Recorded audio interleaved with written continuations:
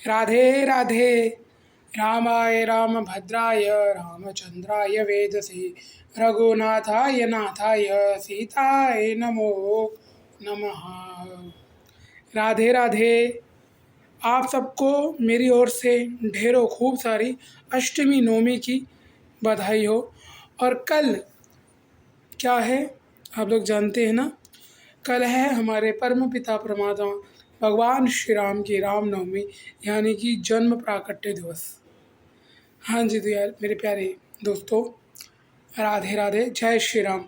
दोस्तों, पिछले इन कुछ दिनों में, बीते कुछ दिनों में एक्चुअली मैं इतना व्यस्त था, बिज़ी था कि आप लोगों के समक्ष कुछ भी प्रस्तुत नहीं कर पा रहा था।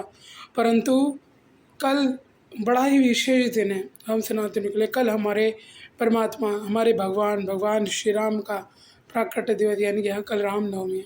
कुछ दिन पहले सनातन नववर्ष का दिन निकला था और ये पवित्र जो नवरात्रि के दिवस थे आज पूरे हो रहे हैं। और कल है रामनवमी, यानी कि 6 तारीख। तो इस वीडियो में कुछ बातें मैं आप लोगों को भगवान श्री राम के विषय में बताना चाहता हूँ कि हमारे राम कौन है, हमारे राम क्या हैं, हमारे राम कैसे हैं, हमारे लिए राम क्यों हैं भजने के योग्य, हमारे लिए राम क्यों हैं जानने के योग्य, हमारे लिए राम क्यों हैं पूजने के योग्य, और हमारे लिए राम क्यों हैं मनाने के योग्य। यानी कि हम राम का त्यौहार क्यों मनाएं, हमें राम जी का मंदिर क्यों चाहिए था। दोस्तों, हमारे वास्तविक ईश्वर, वास्तविक परमात्मा अन्य कोई नहीं है, भगवान श्री कृष्ण और राम ही हैं। कहने का अर्थ है कृष्ण और राम तो एक ही हैं। तो हमारे भगवान राक्षसों का वध करने के लिए धरती पर अवतार अवश्य लेते हैं, परंतु उससे भी बड़ा प्रमुख कारण अगर यदि कोई है संसार में, तो वो ये है कि भगवान ने जब जब अवतार लिया है अपने भक्तों के लिए, अपने भक्तों के उद्धार के लिए, उनके कल्याण के लिए लिया है। यानी कि जब भगवान राम का अवतार हुआ था, जब भगवान स्वयं राम आए थे, तब भी अपने भक्तों के लिए आए थे। जब कृष्ण आए तो वो भी अपने भक्तों के लिए आए। और भविष्य में भी जब जब जब जब पृथ्वी पर भगवान का अवतार होगा, होता रहेगा, केवल अपने भक्तों के लिए होगा। राम रावण को मारने के लिए अवतरित नहीं होते। राम कौन है जानते हैं? राम क्या हैं?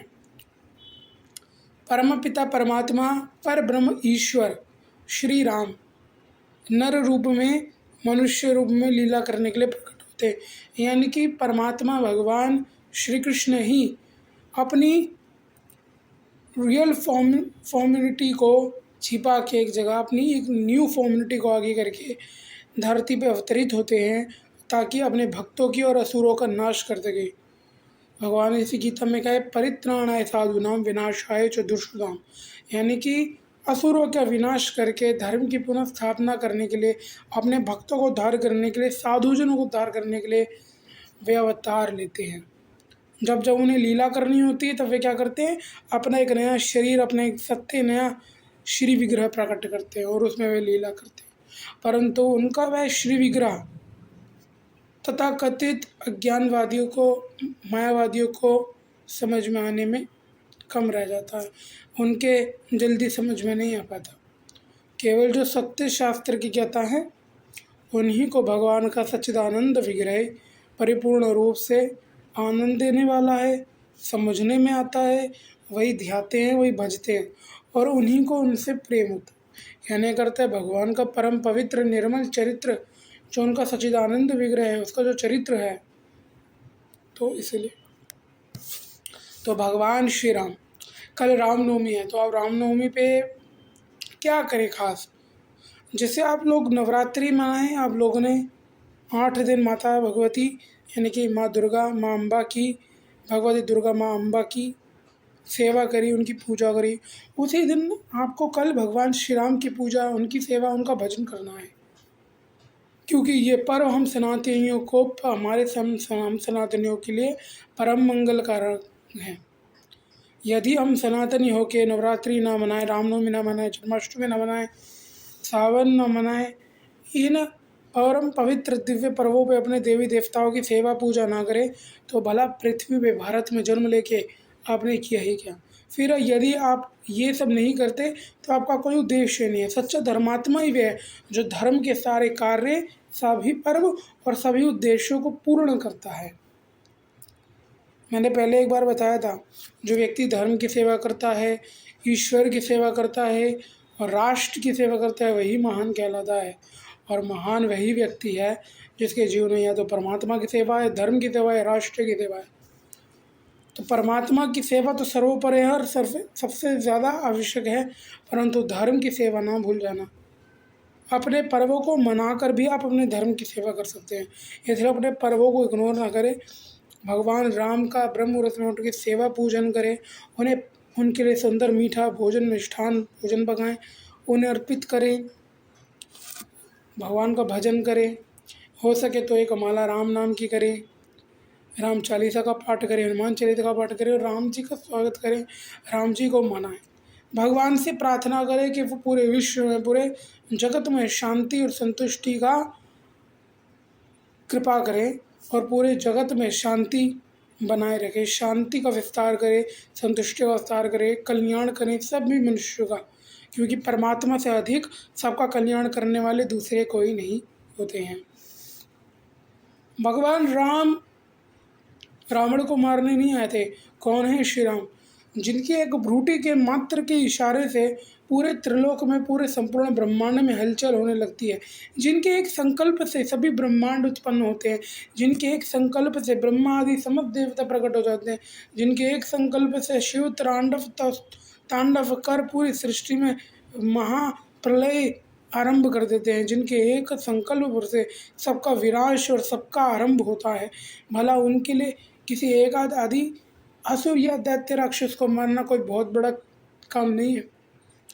प्रभु के लिए, भगवान के लिए, नारायण के लिए, राम के लिए तो ये खेलने वाली बात है, और भगवान एक्चुअली में खेलते ही हैं। राक्षसों का दमन करने के लिए कभी भगवान अवतार नहीं लेते। जैसे मैंने बताया, वे एक सदा अपने भक्तों के लिए अवतार लेते हैं, परंतु उसी में वे राक्षसों का विनाश भी कर देते हैं अपने हाथों से, उनका भी कल्याण कर देते हैं और अपने भक्तों का भी उद्धार कर देते हैं। तो राम किसी एक रावण के लिए नहीं, ब्रह्मांड के प्रत्येक मनुष्य के हृदय में बैठे क्रोध, काम, लोभ, ईर्ष्या, मोह रूपी रावण का विनाश करने के लिए अवतरित होते हैं, ताकि उनके चरित्र से हर किसी के अंदर के हृदय में बैठा जो रावण है, जो क्रोध रूपी रावण है, ईर्ष्या रूपी रावण है, लोभ रूपी रावण है, मोह रूपी रावण है, काम रूपी रावण है, अहंकार रूपी रावण जो सबके हृदय मन मस्तिष्क में बैठा है, उसका विनाश कर सके अपनी कथा के माध्यम से। इसलिए भगवान अवतरित होते हैं। तो इसलिए हमारे लिए राम पूजनीय है। हमारे लिए राम, सबसे पहले हम ये जानें कि राम वास्तविक में कौन है। Ram he the supreme personality of Godhead, he the supreme personality, he the supreme greatest God and only. Ram जो है वही वास्तविक परमेश्वर है। चाहे आप राम जी को मानिए, श्याम जी को मानिए, नारायण को मानिए, विष्णु को मानिए, अंतर कोई नहीं है। बस ये भगवान के अलग अलग स्वरूप ही हैं। भगवान ही स्वयं को अपने इन अनन्य अनेक प्रकार के रूपों में विभाजित किए हुए हैं, प्रकट किए हुए हैं, ताकि उनके भक्त उन्हें इन नाना रूपों में प्रेम कर सके। और कुछ नहीं, बाकी बहुत लंबा सब्जेक्ट हो जाएगा अगर हम खींचेंगे तो इसलिए मैं आप लोगों को आज बधाई देने आया था। मैंने पिछले इन कुछ दिनों में भी, 21 दिनों में आप लोगों के लिए कुछ प्रकट ही नहीं किया, कोई वीडियो ही नहीं बनाया। तो मैंने सोचा, और पूरा नवरात्रि, क्योंकि मैं अपने सोशल वर्क में बहुत बिजी था और इसलिए मेरा ध्यान इन पर मैंने इतना दिया नहीं, पर अब देना पड़ेगा। इसलिए अब प्रयास करूँगा कोई ना कुछ रोज़, कोई शिक्षा, कोई ज्ञान, कोई उपदेश, भगवान की कुछ ना कुछ लीला मधुर कथा। और मैं आरंभ करूँगा भगवान श्याम सुंदर की, भगवान श्री राम की, भगवान श्री विष्णु की प्यारी प्रेम भरी मीठी कथाएं आपको समर्पित कर सकूं, आपको भगवान की वे रोचक कथाएं सुना सकूं जिनसे आपके हृदय में भगवान के प्रति प्रेम का उजागर हो, आपके जीवन में संस्कारों का उजागर हो। मेरा उद्देश्य तो केवल यही है और अन्य कोई नहीं है। आप यदि भगवान से जुड़ते हैं, भगवान का भजन करते हैं, भगवान का नाम जपते हैं, यदि आप मेरे कहने से एक दिन में यदि मैंने आपको कहा कि राधा नाम जपिए, अगर आप एक दिन में 10 बार भी राधा नाम बोले, कृष्ण नाम बोले, राम नाम बोले, हरि नाम बोले, विट्ठल नाम, विष्णु नाम बोले, तो आपका जो परम कल्याण होगा, जो आपका परम मंगल होगा, जितना आप ईश्वर के प्रति अग्रसित होंगे, जिसको मैं जानता हूँ, अगर आप होंगे तो मेरे से ज़्यादा कोई प्रसन्न नहीं होगा। इसलिए तो नवरात्रि की तो मैं बहुत बहुत बधाई दे रहा हूँ। एक्चुअली मैं थोड़ा लेट हो गया और आज अष्टमी नवमी एक ही दिन है, और अष्टमी नवमी की बहुत बधाई हो। कल हमारे क्या है, प्रभु श्री राम की प्राकट्य दिवस है, हमारे प्रभु श्री राम का, हमारे भगवान का जो अवतार हुआ था वो दोपहर के 12 बजे हुआ था। मेन जो समय, जैसे भगवान श्री कृष्ण रात्रि के 12 बजे प्रकट हुए थे, उसी तरह भगवान राम दोपहर के 12 बजे, पहले भगवान राम का ही प्राकट्य हुआ था, फिर भगवान कृष्ण का अवतार हुआ था। तो आप लोगों को बहुत बहुत बधाई, बहुत बहुत शुभकामनाएं। और एक बात का ध्यान रखिए, अपने जितने भी सनातन पर्वों को एक दूसरे को जब बधाई दे तो बधाई दे, मुबारक शब्द का उपयोग मत कीजिएगा, क्योंकि जो ये उर्दू के शब्द हैं इनसे हमारे पर्वों में खटास आती है। कहने का मतलब है इतनी मिलावट हम और आप कई बार कर देते हैं, इतनी शब्दों में मिलावट हो गई है कि एक्चुअली में हम अपनी सनातन भाषा, सनातन सभ्यता से धीरे धीरे दूर जा रहे हैं। हो सके तो देखिए हमारे सनातन शब्द कितने सुंदर हैं, शुभकामनाएँ, बधाई हो, मंगल कामना हो, सो इच्छा हो, तो ये बड़े सुंदर और बड़े प्यारे शब्द हैं, भगवान के द्वारा प्रकट किए हुए शब्द हैं। ये संस्कृति है, हिंदी हमारे लिए परम गौरवशाली और परम मंगलदायक है। तो अपनी भाषा, अपनी संस्कृति, अपनी सभ्यता और अपनी परंपरा से ही जुड़े रहने में हित है, ना कि उससे दूर जाने में। इसलिए प्रयास कीजिए, जब भी कल किसी को इंग्लिश में हाँ जब बोलते हैं वो एक अलग बात हो जाती है, लेकिन कृपया करके किसी को ये मत बोलिए कि रामनवमी आपको मुबारक हो, ठीक है। तो प्रयास ये रखिए कि रामनवमी की बधाई हो भैया, रामनवमी की खूब खूब शुभकामनाएं हो। ऐसे ही सामने को एक दूसरे को अपने अपने प्रियजनों को बधाई दें, शुभकामनाएं दें, मंगल कामनाएं दें, आशीर्वाद दें, और भगवान राम का ये रामनवमी का पर्व, रामनवमी का उत्सव खूब हृदय से मनाएं। आज समाज में कुछ षड्यंत्र भगवान हमारे परमात्मा के प्रति ऐसे चल रहे हैं कि कुछ हमारे श्री राम, श्री कृष्ण, श्री विष्णु, श्री नारायण की सत्ता को मिटाने का प्रयास कर रहे हैं, परंतु वह मूर्ख भूल जाते हैं क्या कि भैया जो सनातन श्री राम की सत्ता नहीं मिटी हिरण्यकश्यपु से, जो नहीं मिटी रावण की बकवास से, कंस की हुंकार से, मुगलों की तलवार से, भला वो क्या मिटेगी इन लोगों की बेकार की बकवास से।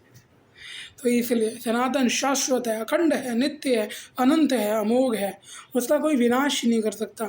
सनातन क्या है, जो सदा बना ही रहता है, सत्य है, जो निरंतर एक रूप बना ही रहता है बस। इसलिए सनातन का बनिए, सनातन को भजिए, सनातन को पूजिए, सनातन ही बनिए। अपने धर्म के प्रति समर्पित होकर अपने धर्म में रमण करना, अपनी धर्म सभ्यता को, धर्म परंपरा को निभाना, धर्म के प्रति कट्टर होना बहुत आवश्यक है। उसी से आपके परमात्मा आपसे प्रसन्न रह सकते हैं, अन्यथा कोई दूसरा मार्ग नहीं है। राधे राधे। और राम का मार्ग किसी से घृणा करना नहीं, सबसे प्रेम करना सिखाता है। इसलिए सबसे प्रेम कीजिए, घृणा मत कीजिए, परंतु हाँ किसी को छेड़िए मत। लेकिन यदि आपको कोई छेड़े तो छेड़ने पे छोड़िए मत, ये भी राम सिखाते हैं। इसलिए जैसे भगवान राम नहीं गए थे खुद चल के रावण से लड़ने, जब उन्होंने सीता माँ का हरण किया उसने, तो तब ही उसको दंडित किया अधर्म करने पर। इसलिए जब तक आपके साथ कोई अधर्म न करे, आप किसी को व्यर्थ में परेशान न करें। छेड़ने पे छोड़िए मत और व्यर्थ में किसी को छेड़िए मत, यही आपको शिक्षा दूंगा। और पुनः आपको रामनवमी की मंगल कामनाएं, शुभकामनाएं, बधाई हो। और कल का दिन व्यर्थ मत कीजिएगा, हो सके तो एक माला राम नाम की कीजिएगा, यदि माला ना हो तो हनुमान चालीसा का पाठ कीजिएगा, भगवान राम की पूजा अवश्य कीजिएगा, नहीं प्रसाद का भोग अवश्य लगेगा। जैसे जन्माष्टमी मनाते हो उसी तरह रामनवमी मनाया करो, क्योंकि राम कृष्ण में अधिक भेद नहीं है। राधे राधे, जय श्री राम।